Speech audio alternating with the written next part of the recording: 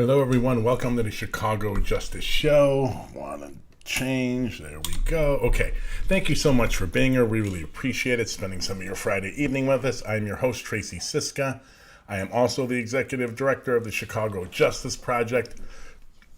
You can find more information about our transparency and accountability work both in Chicago and around the country at chicagojustice.org. So we have a great show for you today. Our main segment is about a recent appearance in the last 2 days, I think on Wednesday, of Cook County State's Attorney Kim Foxx and Sharon Mitchell, the new Cook County Public Defender. They were on Chicago Tonight talking about bail reform, bond reform, the allegations coming from the superintendent. I should say repeated allegations coming from the superintendent and the mayor. So strap yourselves in. We also have Alderman Napolitano on Fox News National. We have Alderman Beal. Yes, that one who was president of the, at that time, Police and Fire Committee and did nothing during his term and basically did nothing on that committee's entire time. We have the data to prove it. And then we have Alderman Lopez on our social media fails. He loves failing on social media. He's like a pro at it now. Okay, so before we get into that, I want to talk about sponsoring this show. If you're interested in sponsoring this show, go to chicagojustice.org or hit us up at any of the social media platforms you're watching this on, or at info@chicagojustice.org, and we'll customize a sponsorship program that fits your budget. We would really appreciate it. Help us stream whole kinds of additional content than what we're doing 3 days a week now.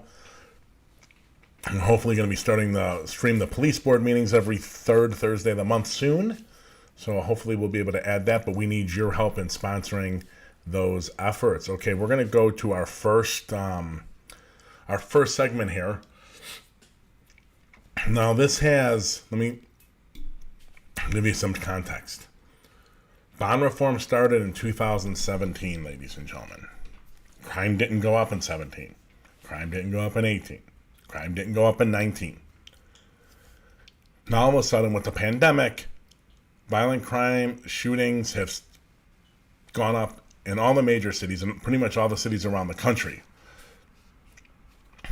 Now Mayor Lightfoot and Brown are trying to push this as if that's one of the main drivers.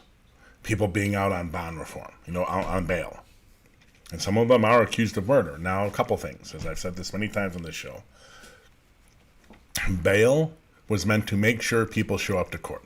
The science shows people of all kinds of different crime types, allegation types, show up to court like 85% of the time, regardless of whether or not they have bail. Secondly, the reform allows judges, if they deem someone a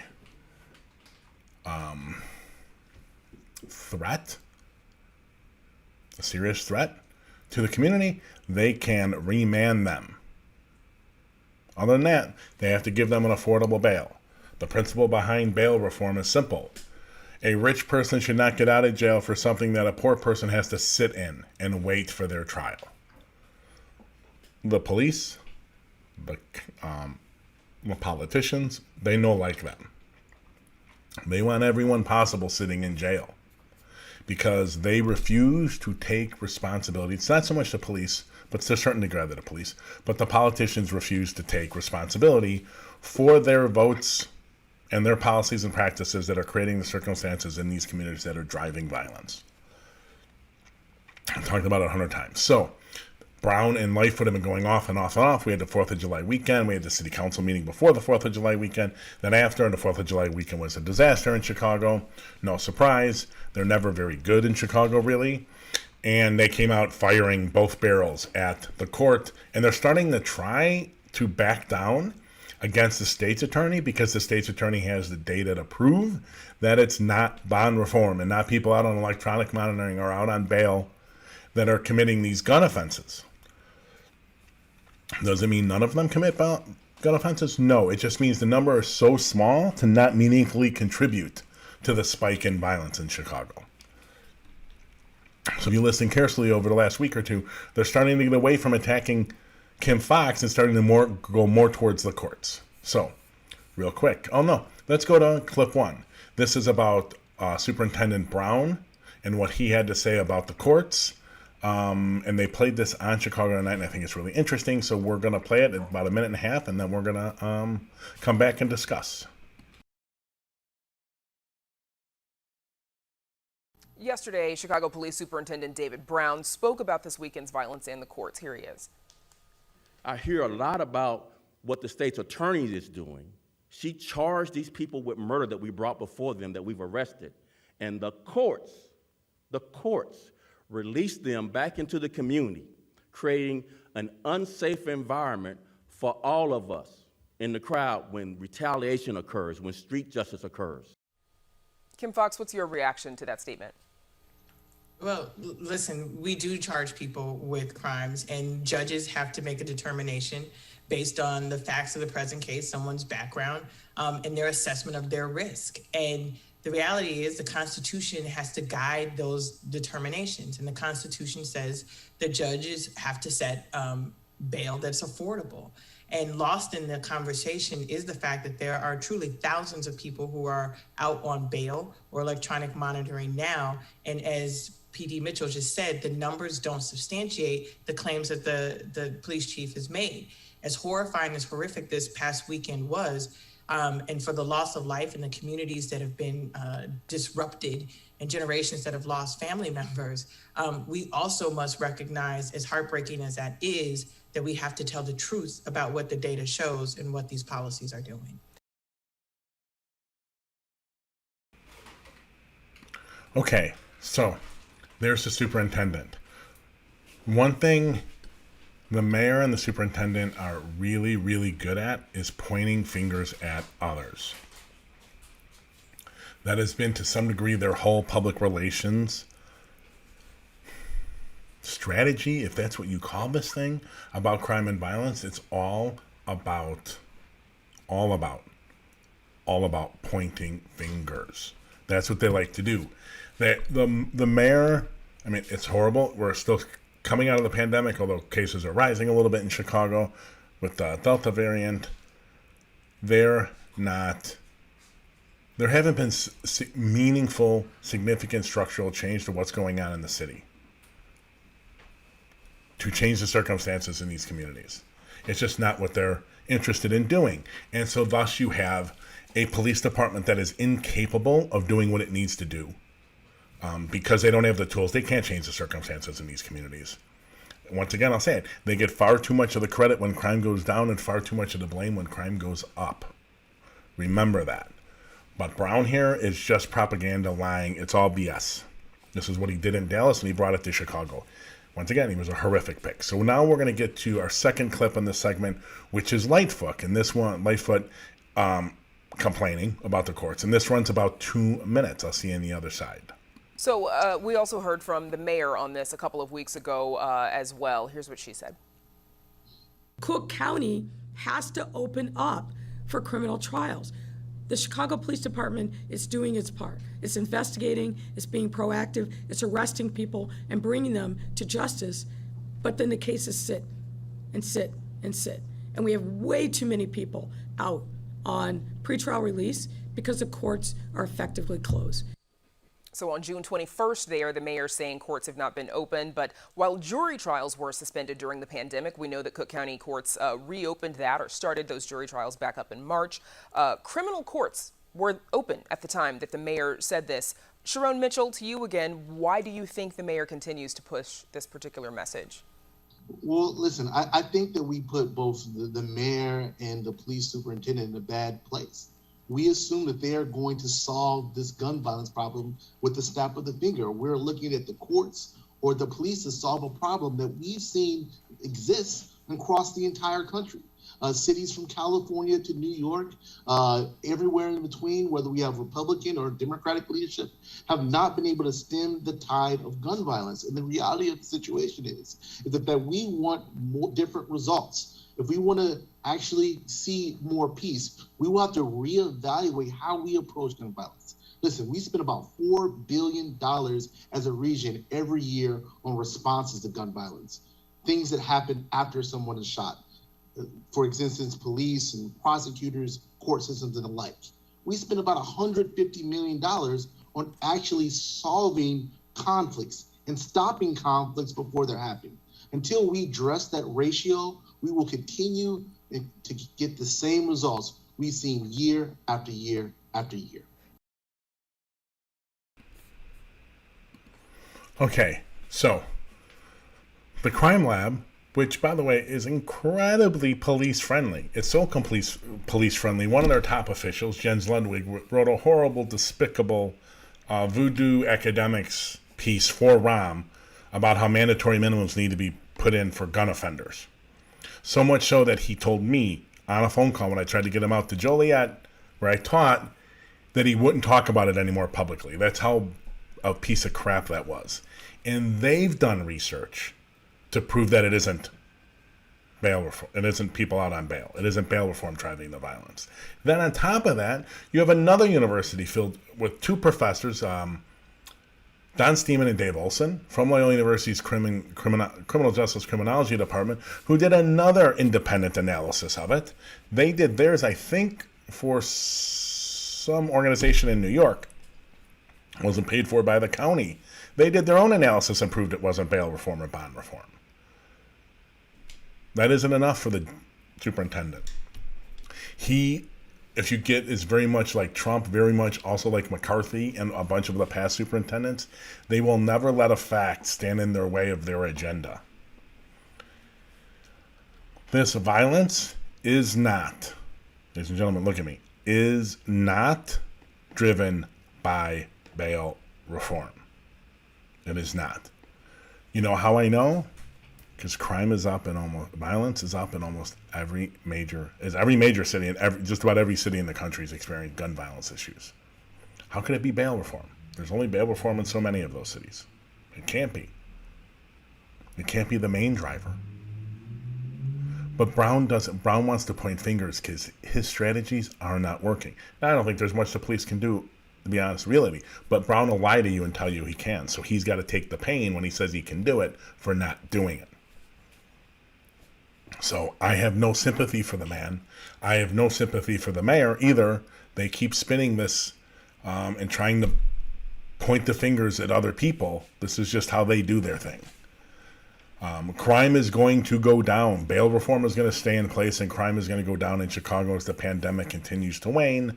Hopefully the new variants don't put us back in lockdowns or anything, but if the economy keeps growing like it is, jobs keep coming back, the violence is going to wane. Okay, ladies and gentlemen, we're going to move to our second segment.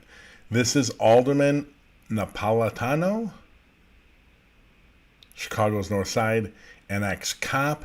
And where is he speaking? Not to the Chicago media. He's speaking to Fox News, the national Fox News. You know, that bastion of integrity. They're not being sued for pushing the election fraud machine issue thing, are they? Oh, I think they are, right? Their nighttime people have gotten out of, or trying to get out of being sued about pushing that by saying they're not journalists, they're just entertainers, so they can lie. So we're going to take a look. This segment, it runs 4 minutes and 30 seconds, and I was going to clip it, but I just really think it's best if you just see it all at one piece. Then we're going to come and talk about it. Okay, so I will see you on the other side. Well, a bloody weekend in the Windy City. At least 10 people are dead and 35 are hurt in shootings across Chicago. Chicago Alderman and former police officer Anthony Napolitano joins us now to react. Good morning to you, sir. You know, one of the people who was shot and killed over the weekend was a 19-year-old member of the National Guard. He was just about to turn 20 years old, and he wanted to become a police officer, and his life was taken this weekend. And Mayor Lori Lightfoot has made statements saying that she thinks that illegal guns are the problem in the city. What do you think? Yeah, I've been asked that question numerous times, and I think that's pure nonsense. We have the strongest and the strictest gun laws in the state, if not the country. And if you go to our surrounding borders right now, where we're supposedly getting all the guns for, they have nowhere near the amount of crime that we do. We have a people problem here in Chicago. I've been saying this for a long time. We have zero accountability for parents in the city of Chicago. Nobody's raising their kids anymore. The gangs are raising them. We have a state's attorney that is by far the worst in the nation, and it's all a trickle-down effect. This is what we're ending up with right now. Well, your fellow alderman Raymond Lopez, he sits on the other side of the political aisle, but he is equally criticizing Mayor Lori Lightfoot. Take a listen to what he has to say. The mayor is not up to the job to keeping the city of Chicago safe, and we want her on record, not in a backroom meeting. We want her on record to explain how she's going to keep Chicagoans safe. It is out of control, and we need to get some results that keep people safe. So is there pressure on Lori Lightfoot among local leaders like yourself? Because I struggle to think that there is. I mean, I'm sure she does have some support at the local level because she still is implementing these policies that are really affecting and sort of undercutting the police officers' ability to do their job. So what's the local dynamic there? Yeah, there's a lot of pressure. Actually, just this last Friday, Alderman Lopez, myself, and another alderman, Alderman Beal, we put together a special city council meeting, and we got actually up to 47 aldermen to show up on behalf of this crime issue and what the mayor is going to do and how she's going to be held accountable for this. The superintendent of police actually showed up as well, and we kind of grilled them all. And at the end, I realized it's kind of a smoke and mirror tactic right now. There is no real plan in place. So as legislators, I just think that we have to change the dynamic of the way we go after crime. Yeah. We're going to have to hit crime in the pocket, and that's the only way we're going to do it. They're hurting us financially, so we're going to have to start hurting crime financially as well. What do you mean by that?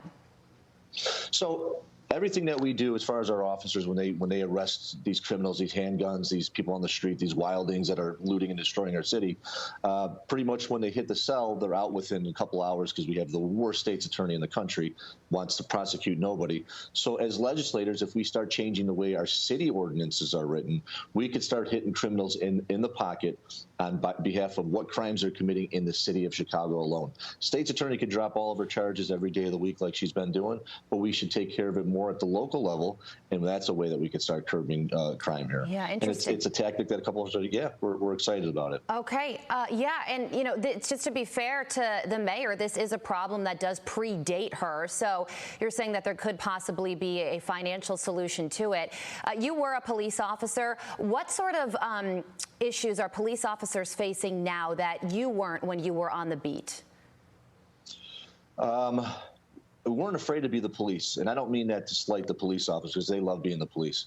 But right now, they know there's nobody backing them. All these aldermen that different parts of the city want them to go out and combat crime, but they'll be the first ones that throw them under the bus if something goes the wrong way. We're averaging over 6,000 people shot in the last 18 months. This is a war zone. Things are going to go wrong. The officers can't be held accountable for everything that happens. So we have to let them be the police, or we're never going to get ahead of this crime issue. Yeah. And that's I didn't have that when I was a cop. It was go out and do the job. You know, Anthony, you're so right. I was talking to a police officer. I was in Chicago last weekend, and he was saying that it's not so much the defund issue. It's sort of just being demoralized and feeling like you can't do your job because the mayor and the local leaders aren't there to support you. So you got to get support for the police so they could do their job and keep streets safe. Anthony, thank you so much for joining us. We appreciate it. Thanks for having me. Okay. A lot of craziness, cluelessness to go in there. First of all, did you get did you get the taste, the vibe of not liking facts? So, science, 2 different labs, 2 independent sets of academics, different schools, different relationships with the police department, and the prosecutor's office and everything, have looked at bond reform and says it isn't it. He doesn't care. Because they won't let facts interfere with their ideology. He knows. White, straight, male, he knows. Right?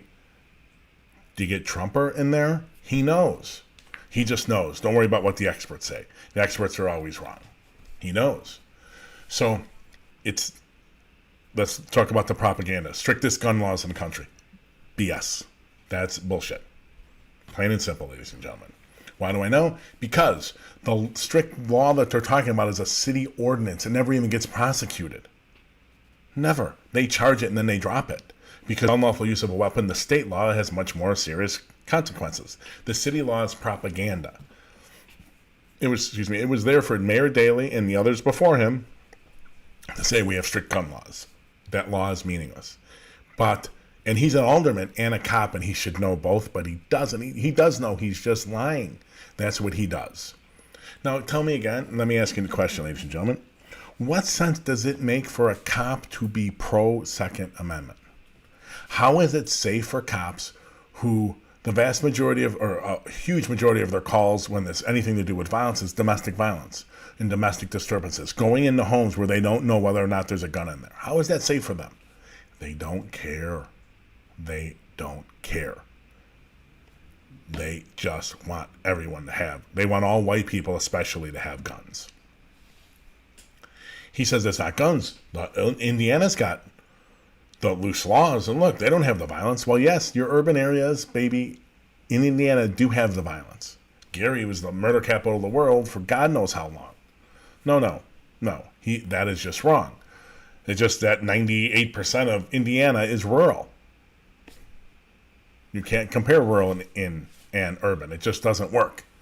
Worst state's attorney's office ever. Why? Oh, because they're doing this bond reform thing. The bond reform thing that two different sets of academics, unrelated to each other, have said the main program you're complaining about doesn't have any impact on violence. That's the worst one? Okay. Their speech here, Alderman Lopez, we'll get to him in a minute too, and Napolitano, this is all theater. They're just as useless as most of the other aldermen. They've done nothing to change the economics of the city. They don't care. They don't care. He wants to attack them economically. So he's going to attack people that come from the most underserved, under-resourced, underemployed, most struggling, most disenfranchised communities. We're going to attack people like that financially.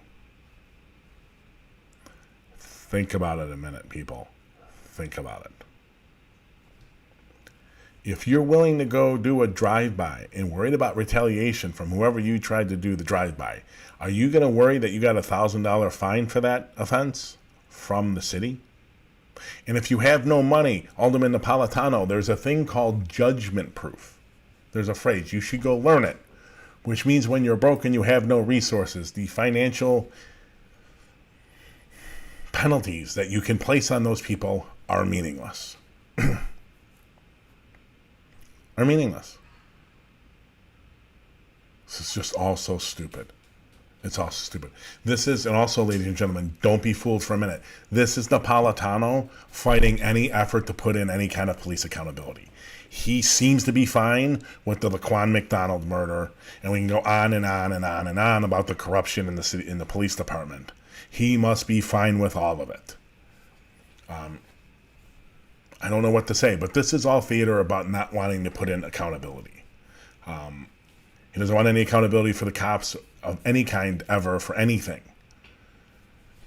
I mean, so what does he do? He goes, I don't know what he thinks that's getting him on Fox News, other than his other Trumpers all giving him fist bumps at the family party or something. I don't understand what does he think Chicagoans care what's on Fox News?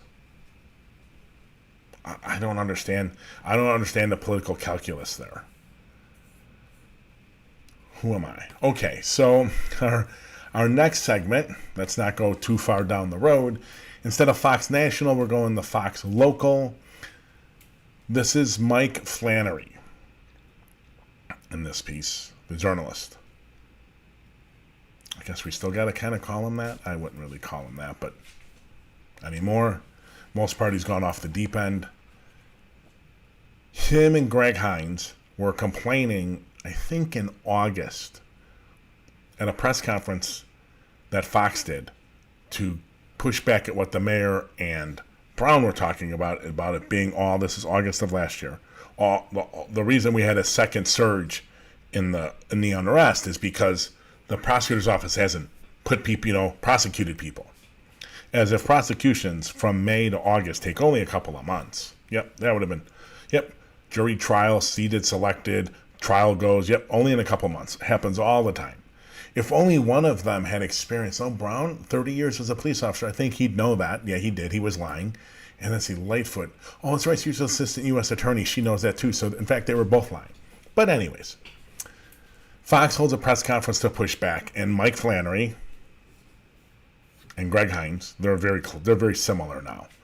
Neither one's worth a crapola. But pushed back on, and they were questioning Fox about why didn't, it's your fault and why these convictions and why you haven't prosecuted these people. And Fox is like, the courts have been shut down since before the unrest started because of COVID, my friends.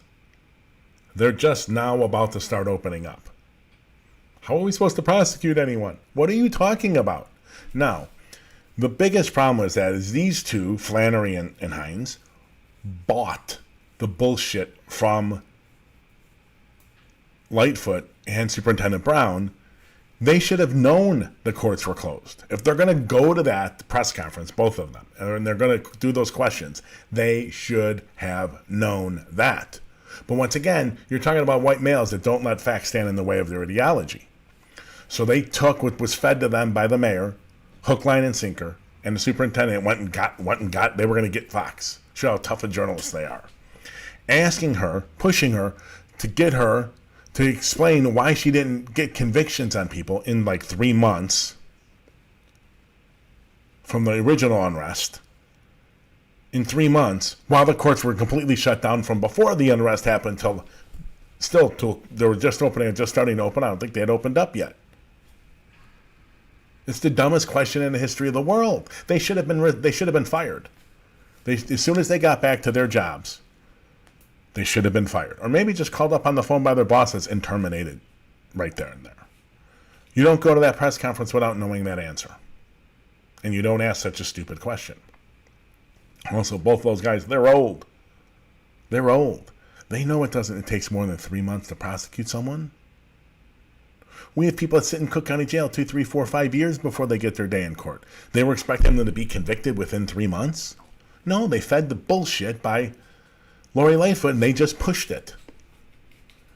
You're supposed to be a check to power, gentlemen, not a megaphone. But all too often, you're a megaphone. Here we go with megaphone. Here we go with it. This is Alderman Beale, 9th Ward, useless as can be. He's just plain useless. He's been on the Police and Fire Committee forever, never done a damn thing on police accountability or policing. Nada. Go look on our website. We have the report.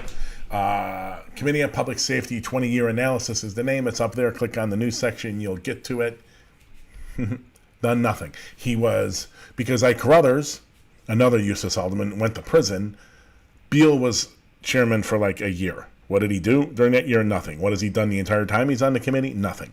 But here he is again repeating a mantra he wants about the fact that we need to bring in the National Guard into Chicago.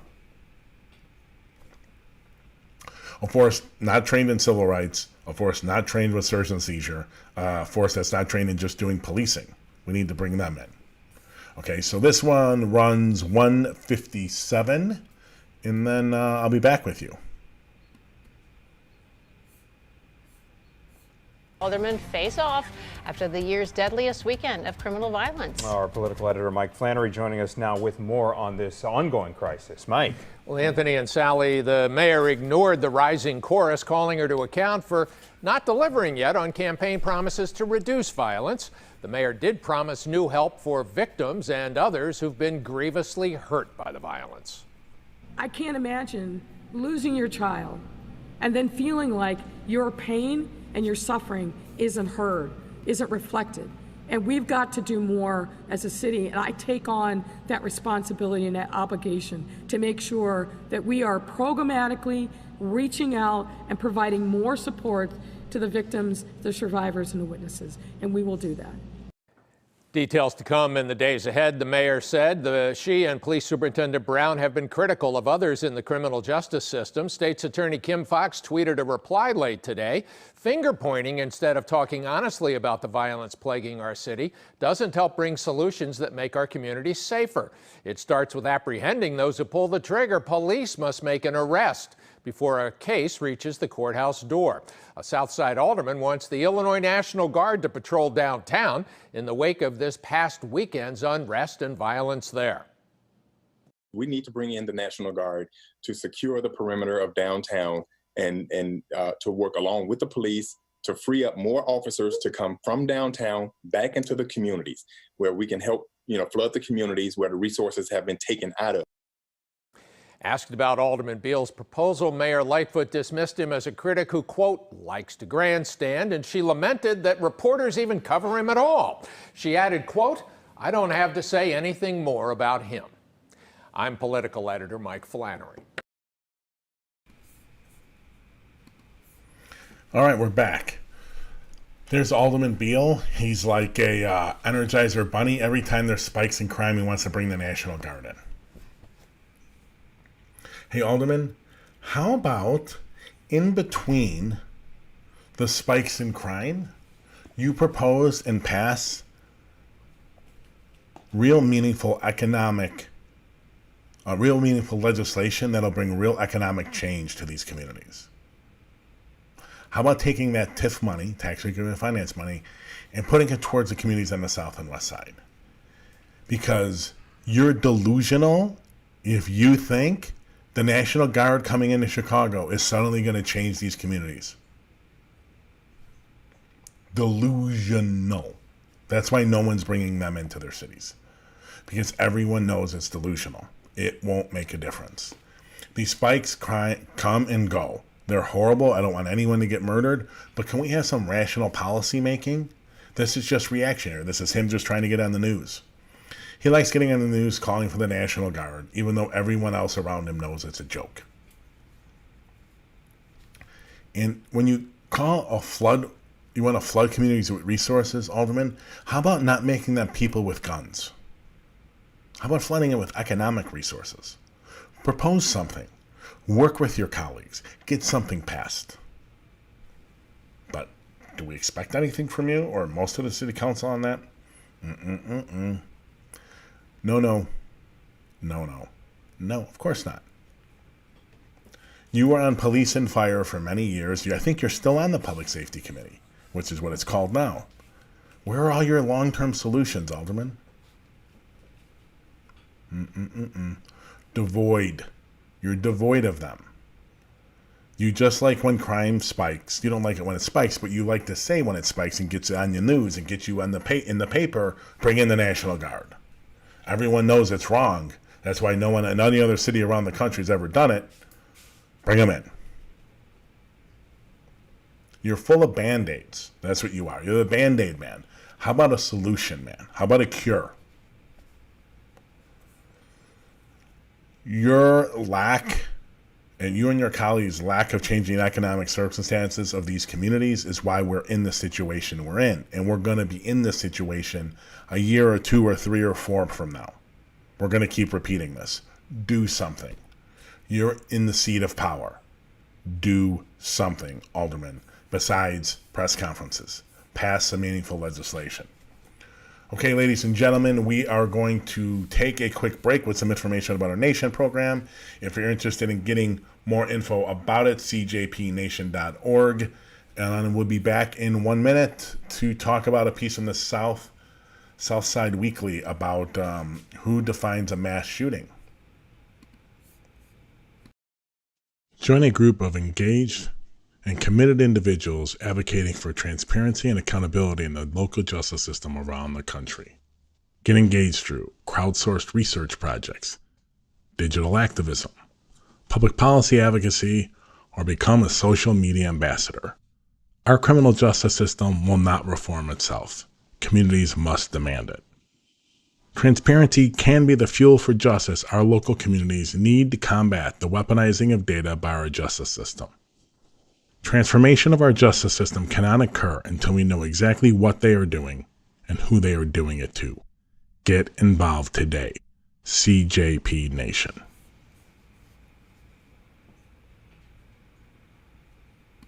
Okay, we are back, and we're going to talk about an article that is interesting and from the Southside Weekly. And the title is, Who Defines a Mass Shooting? And the answer, I guess, is, because it's in the title, the media.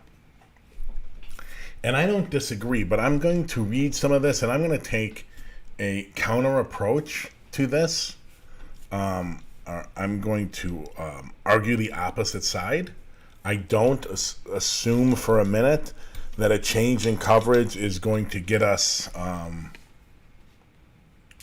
maybe they can find a way to do the coverage better, but I don't think increased coverage of how the coverage is now is really our solution. So my question for you as we go through this, and let me know if you have thoughts in the chat, is whether or not more coverage helps. More coverage of the coverage we have helps. I'm not so sure it does. So let's take a look at some of the quotes here. There's a hierarchy to gun violence, said Lakedra Chavez, who I've invited to be on this show to talk about this very topic. I just sent her an email, I think, this morning or yesterday. Hopefully she responds and comes on. She's from the Trace in Chicago. So there's a hierarchy to gun violence. I think the way we talk about mass shootings in a very specific way that excludes the mass shootings that happen in Chicago creates a hierarchy that disproportionately leaves people of color out of the conversation. Yes, and that's the way it's been forever. Now, I think Chavez, which is I think how I pronounce her name, if I'm getting that wrong, I apologize. I generally like a lot of the stuff that Trace does. But I'm not sure an increase in the coverage and the fact that saying mass shootings now in Chicago, in the Chicago media, about what's going on the Southwest sides, the way it's being done now is helping anything. It's empowering the Napolitanos. It's empowering the Lopezes. It's empowering the Beals. That's not what we want. That's not what you want. It's empowering the John Catanzaras, the FOP president. I just don't think that's what we want. So is there a difference between terrorism mass shootings where someone goes, kills people at work, or at a movie theater because they just don't like a certain type of people, they have a mental health issue and they just go off? Is there a difference between that and urban crime where they're going to shoot up a corner that has a lot of people on it because they want the corner, or they want to get back at a gang member who took their corner, or someone who jumped someone and it leads to a shooting? Is there a difference between that type of urban stuff, urban shootings that would be technically mass shootings, they have a number of victims? Is there a difference between that mass shooting that's related to urban violence and what's going on in those other shootings that I described in the beginning? The media has always treated it that way. I had a colleague I taught with who didn't, and I highly questioned that practice as not leading to good outcomes for the communities they're trying to get outcomes for. So here's a quote from Eddie Bocanegra, who has been on this show with people from Chicago Cred and Communities Partnering for PCP4P. Eddie Bocanegra is from Ready, Chicago. And here is his quote. Why is it their lives were not as worth covering as other lives, he asked. It is because we see these people as innocent. We see these other people as innocent because they were sitting in a beauty shop, or were in a school, or were in a movie theater, or at a church or a synagogue. That's probably true to some extent. Now, I would say to some extent, there is different cures and different approaches to how to deal with those two different types of shootings, the ones in the churches and the synagogues and stuff like that, and the movie theaters, than dealing with urban violence. I don't think they lump together for solutions purposes. Once again, I pose, is more coverage better? I'm not so sure. So let's go on with the article. A 2017 study in the Journal of Crime and Justice examined the Times coverage of the New York Times 90 mass shootings between 2000 and 2012. They found that the Times disproportionately allocated coverage of the highest fatality shootings. For nearly 78% of mass shootings included in the study, there were fewer than 5 articles written. So should all shootings, no matter how many victims, get the same coverage? Does a mass shooting, I think it has to like 3 or 4, we'll get to that number, differ from one with 8, 10, 12, 15, 50? Should a street corner where 5 or 6 people get, let's say, killed in a mass shooting, should that be treated the same by the media as one where there was the Las Vegas shooting or Sandy Hook? I mean, we can go on and on and on and on and on. Columbine. Should they get the same coverage? I think those results are interesting. I'm just not sure what they mean.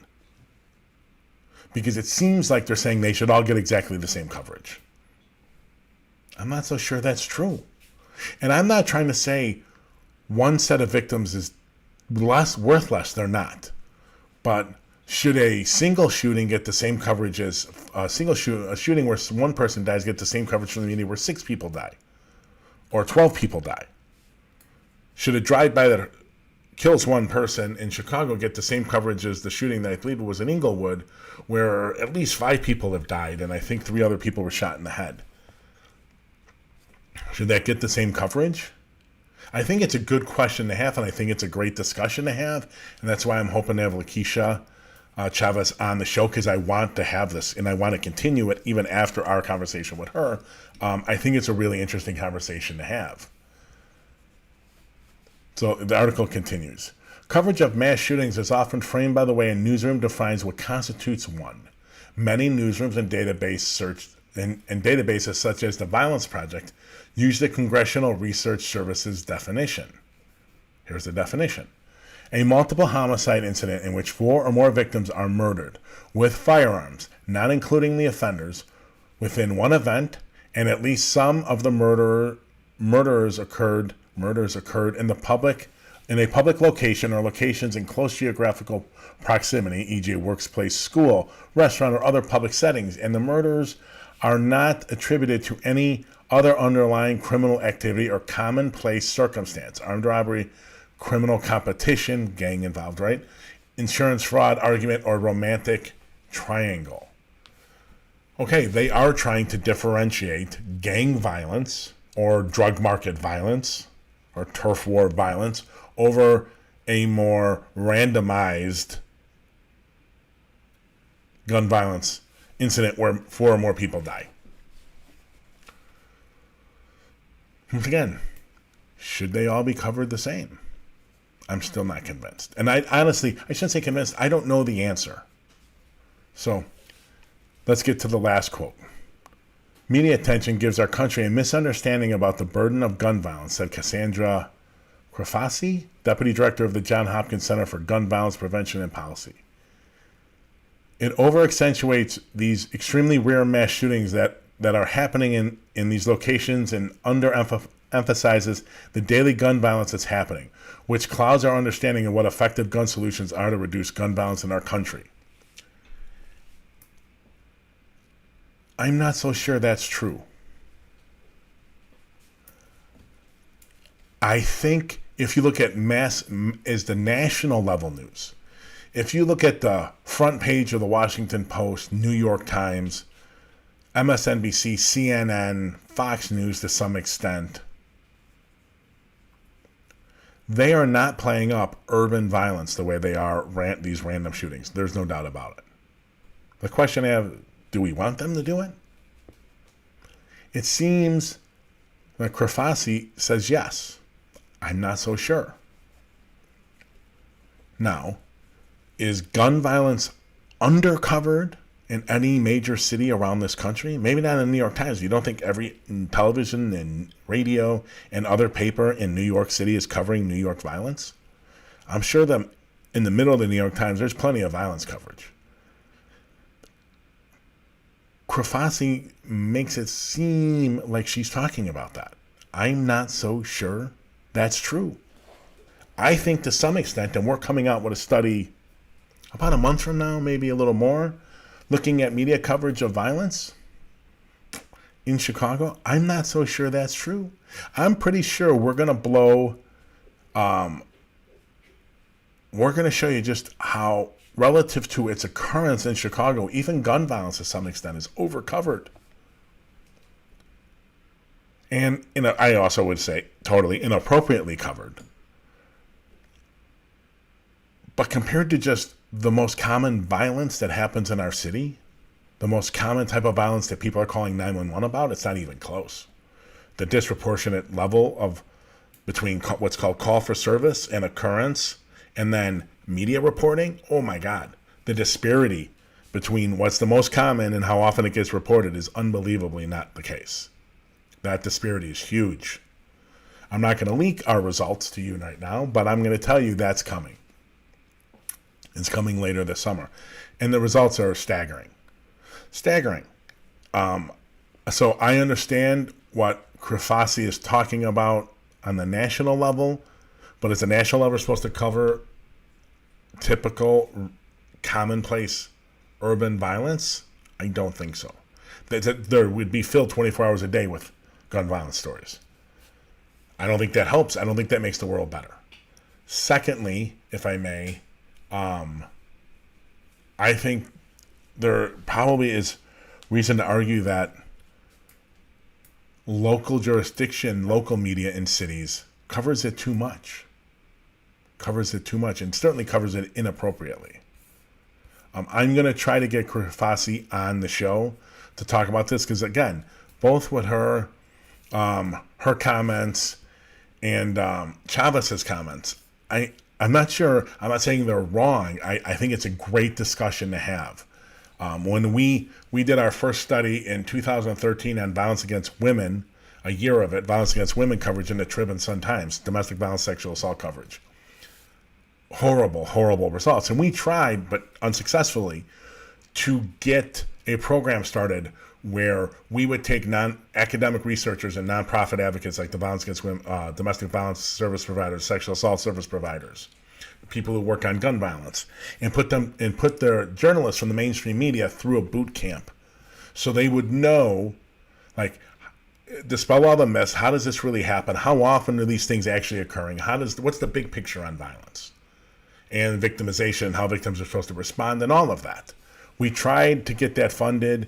We had a general commitment from the editor at the Sun-Times. I can see his name. I can see his face, but I can't remember his name. He had a general in that we had an event at the Union League Club. He, in general terms, agreed to put him, if we could get it project funded, he would put his reporters through it. Never happened. Never got it funded. The Tribune totally axed it. Wanted nothing to do with it. Okay, we're going to move on to our last segment tonight. And what a better one to leave with than Alderman Lopez on social media. In our social media fails, Lopez style edition, because he does it so often. So this, for our podcast audience, we have a tweet from Alderman Lopez, which I am going to read to you. And it's got a picture of Mayor Lightfoot and from a press conference and a letter that he sent to Mayor Lightfoot a couple years ago, I guess. I guess a year ago in June. Okay. Now, all these images and all the videos we show will be up on our website when the podcast posts. So go to our site. If you're listening to the podcast, you can go to our site and get all the images and videos for yourself. Okay. Here's the tweet. Safe assumption Lightfoot completely ignored my letter sent in June 2020, outlining strategies to reduce violence based on what worked in the 15th Ward. Again, her arrogance is costing Chicagoans their lives. How much longer will we tolerate David Brown and at Chicago Mayor? Now, I'm not going to show the letter because it doesn't come up well enough for you to read. The pictures, the images, we've got them. They will be on our website. So let's see what he does. Here's the first thing that happens, ladies and gentlemen. He calls gang members what they really are: urban terrorists. Now, I can tell you, I have so many peer-reviewed scientific articles that talk about if you just refer to people as urban terrorists, they stop committing violence and crime. If only we knew. If only some politician that washed out and lost his next election, actually next couple of elections, I think. If we could point to one who lost his next couple of elections after bringing up the same crapola. Oh, that's right, we do. Richard Boykin, those may not remember him. He was a Cook County board member. He lost his race for re-election. Then he ran for Cook County board chair and got crushed. Him and Fioretti combined, I think, took 1/8 of the vote for Preckwinkle. He was also the urban terrorist kind, I guess. I'm not sure what it is. If you call people urban terrorists, they will stop committing crime. So just to let you know, this is Lopez being delusional. That small, almost meaningless things he's done that have been done 100 times in wards all over the city and continue to be done have somehow reduced violence in the 15th ward. He's this king of correlation equals causation. Lopez should be the crime fighter for all urban centers around the country. If only one had ever thought of doing any of these things. So you call them urban terrorists. You call out those gangbangers. That makes huge impact. Next, he used the trouble building ordinance to shut down trouble buildings and address them. God, I wish someone had thought about that before. I wonder how long that ordinance has been around. It may have been under Daley. I wonder why no other aldermen used it. Because if they just used that alone, it should have just solved crime in their neighborhoods. People should tell it to others on the south and west sides. Increased visible presence of police in the 7th and 9th district. Doesn't do any good. Science proves over and over and over and over and over again, Alderman Lopez does not work. At best, Alderman Lopez, it pushes it. So depending on how your scientific experiment, which you don't believe in science, so you don't have any, were to be there, yeah, you put on a couple of beats, huge amount of police. Most of the time, all you do is push it to other beats. It's called displacement, not elimination, my friend. Displacement, not something you should be proud of. I'm sure the people that you displaced that crime to in the areas you were concentrating on, and then you pushed it to other areas, those other people in the other areas love you. I mean, I would. There's nothing like I want this, but I want an alderman to spend a bunch of city money pushing crime onto where I live. They're identifying gang members. Yeah, that's never been done before, my friend. We have a gang book. Doesn't help. Shutting down bad businesses happens all the time in all the wards. Bad businesses contribute a little bit. There's no doubt about it. Curing the violence in your area? Fail.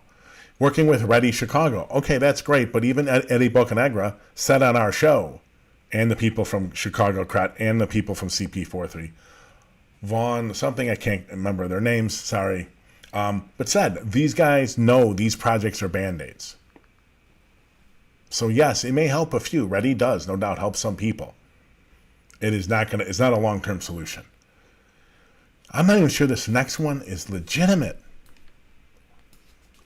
Requiring participation in 2 CAPS meetings before approving Department of Transportation Black Club requests. That's right, the alderman is blackmailing you.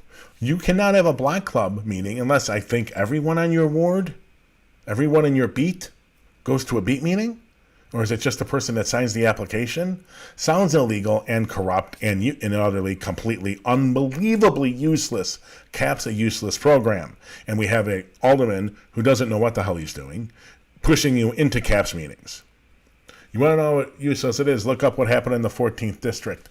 When Mark Buslick took over, Commander Buslick took over, the first thing he did was kill CAPS in the district. There's no science to prove it works. It's all a hocus pocus and a political re-election strategy by the mayor. They put in SDSC rooms, these data rooms in the districts, license plates readers, officer immersion programs. There's really no evidence that any of those help. No. Yes, some of the areas where they put those rooms, crime went down. But crime went down in other areas in the city faster. Prove it. You have empirical proof that it's those data rooms? You don't. It may be, but there's no real evidence that it is. He blames he joins McCarthy and Brown and Lightfoot blaming bail reform. Totally flies in the fence of two scientific studies. Two, ladies and gentlemen. He doesn't care. He knows. If you just identify gang members and call them urban terrorists and require people to go to 2 beat meetings before you sign their application for a block party, you solve it. Just about everything he's claiming here, except working for Reddy, is being done in other places. And it's done nothing. Done nothing. Lopez is talking correlation, not causation. He's delusional if he thinks those things together have made a major impact in crime in his area. When he gets to tout it, it's like the same people that were touting ceasefire in Chicago. Don't care if it works. We don't have any science. But there's a correlation, so I know. So sad. Okay, ladies and gentlemen, thank you so much for being here. I really appreciate it. We will see you Monday at 5:30 Central. And there's a good chance we're going to have an interview with Sharon Fairley, professor of law at the University of Chicago. She was chief administrator of both the Independent Police Review Authority and then oversaw the transformation into the Citizen Office of Police Accountability. And we're going to be talking to her specifically about whether or not a police officer's affiliation with a white supremacist organization, whether proven or alleged, is enough to fire them. People seem to think so, but from my sources, it is not so clear. Okay, thank you, everyone. I really appreciate it. We will see you Monday, 5:30. Have a great weekend.